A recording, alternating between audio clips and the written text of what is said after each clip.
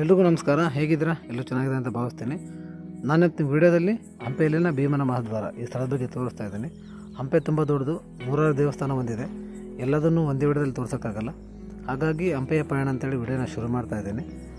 ಅದನ್ನು ಈ ಭೀಮನ ಮಹಾದ್ವಾರದಿಂದಲೇ ಶುರು ಮಾಡ್ತಾ ಇದ್ದೀನಿ. ನೋಡಿ, ಸಪೋರ್ಟ್ ಮಾಡಿ, ಸಹಕಾರ ನೀಡಿ. ಈ ವಿಡಿಯೋ ನೋಡೋಕ್ಕೂ ಮುಂಚೆ ಇನ್ನೂ ಯಾರಾದರೂ ನನ್ನ ಚಾನಲ್ಗೆ ಸಬ್ಸ್ಕ್ರೈಬ್ ಆಗಿಲ್ಲ ಅಂದರೆ ಸಬ್ಸ್ಕ್ರೈಬ್ ಮಾಡ್ಕೊಳ್ಳಿ. ಜೊತೆಗೆ ಪಕ್ಕದಲ್ಲಿರೋ ಬೆಲ್ ಐಕಾನ್ ಕ್ಲಿಕ್ ಮಾಡಿ. ವಿಡಿಯೋ ಚೆನ್ನಾಗಿದೆ, ಪೂರ್ತಿಯಾಗಿ ನೋಡಿ. ಇಷ್ಟ ಆದರೆ ಲೈಕ್ ಮಾಡಿ, ಶೇರ್ ಮಾಡೋದು ಮರಿಬೇಡಿ. ನಿಮ್ಮ ಅನಿಸಿಕೆನ ಕಾಮೆಂಟ್ ಮಾಡಿ ತಿಳಿಸಿ. ಭೀಮನ ಮಹಾದ್ವಾರ ಅಥವಾ ಭೀಮನ ಹೆಬ್ಬಾಗಿಲು ಈ ಸ್ಥಳ ಇರೋದು ಕಮಲಾಪುರದಲ್ಲಿ. ಗಂಗಾವತಿಯಿಂದ ಕಮಲಾಪುರಕ್ಕೆ ಹೋಗಬೇಕಾದ್ರೆ ಕಮಲಾಪುರಕ್ಕಿಂತ ಮುಂಚೆ ಒಂದು ದೇವಸ್ಥಾನ ಬರುತ್ತೆ, ಗಾಣಗಿತ್ತಿ ಜೈನ ದೇವಾಲಯ ಅಂತೇಳಿ. ಎಡಗಡೆಗೆ ಅಲ್ಲಿ ಬೋರ್ಡ್ ಇದೆ, ಭೀಮನ ಮಹಾದ್ವಾರ ಅಂತೇಳಿ. ಒಳಗೆ ಹೋದರೆ ನಿಮಗೆ ಈ ಸ್ಥಳ ಸಿಗುತ್ತೆ. ಭೀಮ ಈ ಹೆಸರು ಹೇಳಿದ ತಕ್ಷಣ ನೆನಪಾಗೋದು ನಮಗೆ ಮಹಾಭಾರತ, ಪಾಂಡವರು. ನಿಮಗೆಲ್ಲ ಮಹಾಭಾರತ, ಪಾಂಡವರು, ಕೌರವರು, ಕುರುಕ್ಷೇತ್ರ ಯುದ್ಧ, ಪಗಡೆಯಾಟ, ದ್ರೌಪದಿ ಸೀರೆ ಸೆಳೆದಿದ್ದು, ಭೀಮ ದುಶ್ಯಾಸನನ ಇದೇನ ಸೀಳಿದ್ದು ಇದೆಲ್ಲ ನೆನಪಾಗುತ್ತೆ.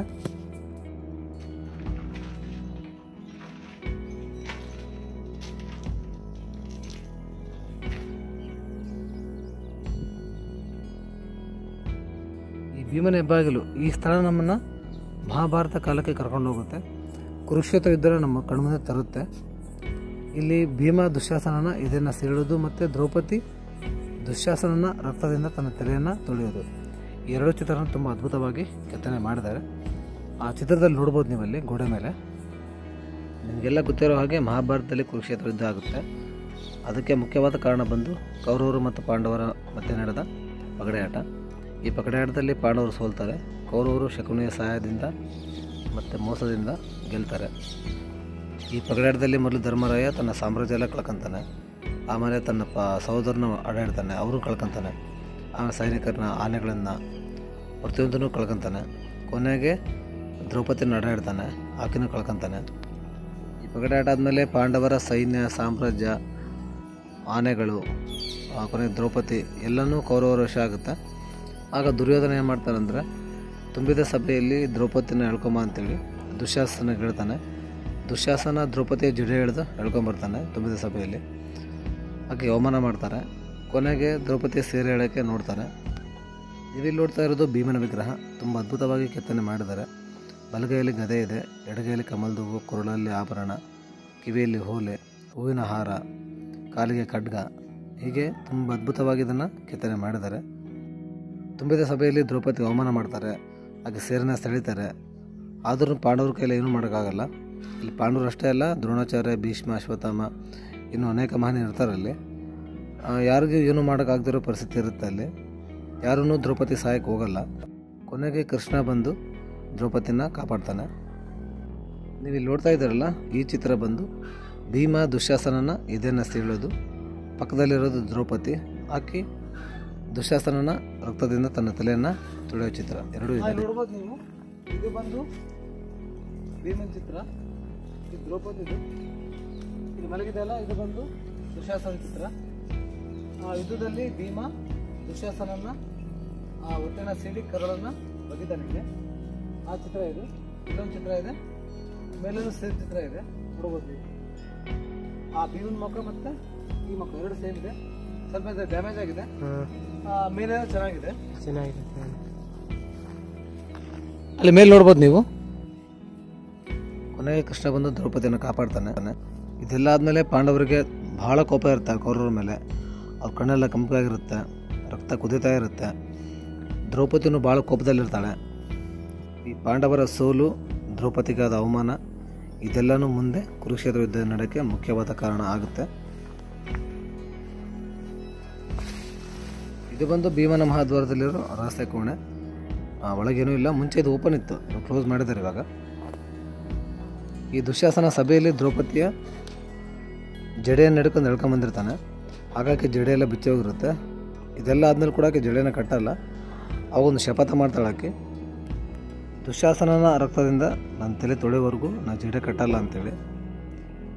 ಆಗ ಭೀಮನು ಕೂಡ ಒಂದು ಪ್ರತಿಜ್ಞೆ ಮಾಡ್ತಾನೆ, ದುಶ್ಯಾಸನನ ಎದೆಯನ್ನು ಸೀಳಿ ಅವ್ರ ರಕ್ತ ನೀನು ಕೊಡ್ತಂತೇಳಿ. ಮಾಡಿದ ಪ್ರತಿಜ್ಞೆಯಂತೆ ಭೀಮ ದುಶ್ಯಾಸನನ ಎದೆಯನ್ನು ಸೀಳ್ತಾನೆ. ಆ ರಕ್ತನ ದ್ರೌಪದಿ ಕೊಡ್ತಾನೆ. ದ್ರೌಪದಿ ಆ ರಕ್ತದಿಂದ ತನ್ನ ತಲೆಯನ್ನು ತೊಳೆದು ಜಡೆಯನ್ನು ಕಟ್ತಾಳೆ. ಆ ಚಿತ್ರಗಳೇ ಇಲ್ಲಿರೋದು. ಇದು ಬಂದು 3 ಬಾಗಿಲು ಮತ್ತು 3 ಶಿವಲಿಂಗ ಉಳ್ಳ ಮಂಟಪ. ಇದು ಆ ಶಿವಲಿಂಗ ಎಲ್ಲ ನಾಶ ಆಗಿದೆ, ನಿದೇಸೆಗಾಗೆಲ್ಲನೂ ಧ್ವಂಸ ಮಾಡಿದ್ದಾರೆ.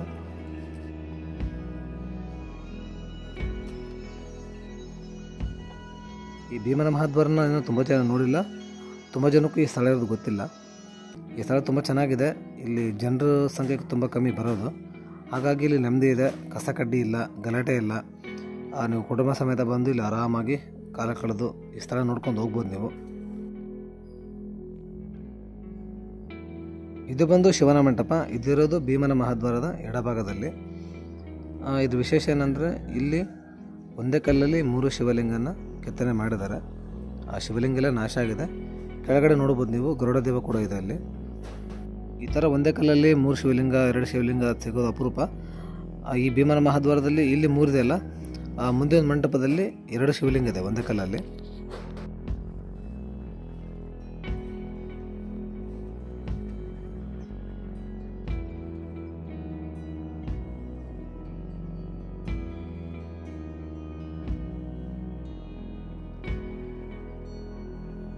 ಇದು ಬಂದು ಭೀಮನ ಮಹಾದ್ವಾರದ ಹಿಂದಿನ ಭಾಗ. ಇದು ಇಲ್ಲಿ ಮೇಲ್ಗಡೆ ಆರಾಮಾಗಿ ಹೋಗ್ಬೋದು, ಒಳ್ಳೆ ವ್ಯೂ ಪಾಯಿಂಟ್ ಇದು. ಇಲ್ಲಿಂದ ಸೂರ್ಯಾಸ್ತ ತುಂಬ ಚೆನ್ನಾಗಿ ಕಾಣ್ತು. ನೀವು ಹಂಪಿಲಿ ಬೇರೆ ದೇವಸ್ಥಾನಕ್ಕೆ ಹೋದರೆ ಬರೀ ಜನಗಳ ಜಂಜಾಟ, ಕೂಗಾಟ, ಗಲಾಟೆ ಗದ್ದಲ, ಕಸ ಕಡ್ಡಿ ಇದೆಲ್ಲ ಕಾಣುತ್ತೆ ನಿಮಗೆ. ಇಲ್ಲಿ ಬಂದರೆ ನಿಮಗೆ ಯಾವುದೂ ಇರೋಲ್ಲ, ಇಲ್ಲಿ ಗಲಾಟೆ ಇರೋಲ್ಲ, ಯಾಕಂದ್ರೆ ಜನರು ಬರಲ್ಲ. ಹಾಗಾಗಿ ಈ ಸ್ಥಳ ಚೆನ್ನಾಗಿದೆ. ಇಲ್ಲಿ ದನಕರುಗಳು, ಎಮ್ಮೆ, ಪಕ್ಷಿಗಳು, ಪ್ರಕೃತಿ ಇದಷ್ಟೇ ಕಾಣುತ್ತೆ ನಿಮಗೆ. ಆರಾಮಾಗಿ ನೆಮ್ಮದಿಯಾಗಿ ನೀವು ಈ ಸ್ಥಳನ ಎಂಜಾಯ್ ಮಾಡ್ಬೋದು ಇಲ್ಲಿ ನೋಡಿ.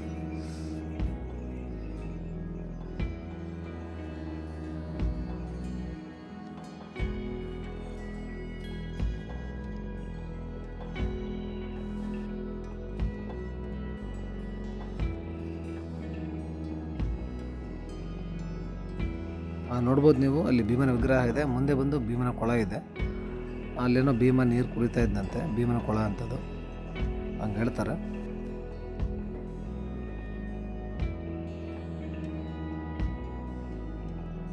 ಇದು ಬಂದು ಶಿವನ ಮಂಟಪ. ಇದರದ್ದು ಭೀಮನ ಮಹಾದ್ವಾರದ ಮುಂಭಾಗದಲ್ಲಿ ಎಡಗಡೆ ಇದೆ. ಇದು ವಿಶೇಷ ಏನಂದರೆ ಆಗಲೇ ಹೇಳಿದಲ್ಲ ನಿಮಗೆ, ಇಲ್ಲಿ ಒಂದೇ ಕಲ್ಲಲ್ಲಿ 2 ಶಿವಲಿಂಗ ಕೆತ್ತಿದ್ದಾರೆ. ಆ ಶಿವಲಿಂಗ ಎಲ್ಲ ನಾಶ ಆಗಿದೆ. ಇಲ್ಲಿ ನೀವು ನಾಗರ ಕಲ್ಲು ಕೂಡ ನೋಡ್ಬೋದು ನೀವು ಮೇಲ್ಗಡೆ.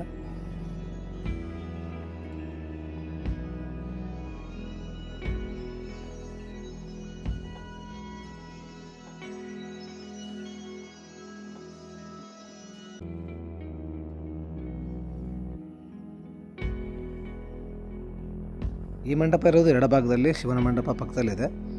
ಈ ಮಂಟಪಕ್ಕೆ 12 ಕಂಬ ಇದೆ. ಕೆಲವೊಂದು ಕಂಬಕ್ಕೆ ಇಲ್ಲಿ ಚಿತ್ರಗಳನ್ನು ಕೆತ್ತಿದ್ದಾರೆ. ಗಣಪತಿ, ಆಂಜನೇಯ, ಇನ್ನೂ ಅನೇಕ ಚಿತ್ರಗಳನ್ನು ಇಲ್ಲಿ ಕೆತ್ತನೆ ಮಾಡಿದ್ದಾರೆ. ನೋಡಿದ್ರಲ್ಲ, ಇದು ಭೀಮನ ಮಹಾದ್ವಾರದ ಬಗ್ಗೆ ನನಗೆ ಗೊತ್ತಿರೋ ಒಂದು ಸಣ್ಣ ಮಾಹಿತಿ. ಈ ಸ್ಥಳ ತುಂಬ ಚೆನ್ನಾಗಿದೆ, ಒಂದ್ಸರಿ ಬಂದು ಹೋಗಿ. ಈ ವಿಡಿಯೋ ಪೂರ್ತಿಯಾಗಿ ನೋಡಿದರೆ, ಈ ವಿಡಿಯೋ ನಿಮಗೆ ಇಷ್ಟ ಆಗಿದ್ರೆ ಲೈಕ್ ಮಾಡಿ, ಶೇರ್ ಮಾಡಿ, ಸಬ್ಸ್ಕ್ರೈಬ್ ಮಾಡಿ. ನಾನು ಮಾಡ್ತಿರೋ ಹಂಪಿ ಪಯಣಕ್ಕೆ ನಿಮ್ಮ ಸಹಕಾರ ಇರಲಿ. ಮುಂದಿನ ವಿಡಿಯೋದಲ್ಲಿ ಹಂಪಿಯಲ್ಲಿನ ಹನುಮನ ಪಾದ ಬೆಟ್ಟದೊಂದಿಗೆ ನಿಮ್ಮನ್ನು ಭೇಟಿ ಆಗ್ತೀನಿ. ನಿಮ್ಮ ಸಹಕಾರ ಯಾವಾಗಲೂ ಹೀಗೆ ಇರಲಿ. ಎಲ್ರಿಗೂ ಧನ್ಯವಾದಗಳು.